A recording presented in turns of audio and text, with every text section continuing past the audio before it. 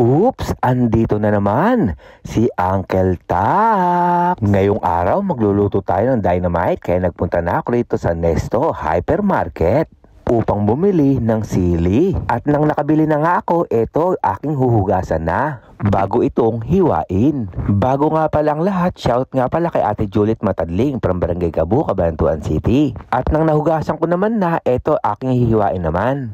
Ang ipapalaman ko naman dito, yung cheese at yung tuna, yung stock namin. Ganitong hiwa naman pala yung aking ginawa. At nang nahiwa ko na pala lahat, ito aking hugasan naman para sa ganun mawala-wala yung medyo anghang. 3 beses ko lang naman itong binanlawan. Ito naman pala yung ingredients na sinabi ko sa inyo kanina, yung tuna at yung Eden cheese. Hindi ko na nga sinala ito sapagkat konti lang yung oil niya. At habang nagpe-prepare naman ako, etong kaibigan kong taga Uganda ay nagluluto rin, kaya pinapatapos ko muna siyang magluto. At habang siya nga ay nagsasayaw, ako naman ay hihimay na ng wrapper. Kaya sa luto na ito, masasabi ko masasarpan na naman kami mag-asawa. At nang nailagay ko na yung mga sangkap sa sili, ito ay akin ni wrapper na. Nakagawa nga pala tayo dyan ng 16 pieces. At tapos na ito, tara magpainit na tayo ng kawali ni ng Diyos.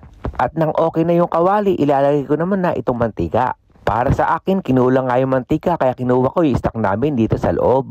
Ang sabi ko nga pala sa mga ka-flatmate kong taga Uganda at Sri Lankan, hintayin nila itong luto ko at bibigyan ko nga sila. At para sa ganun, share your blessing.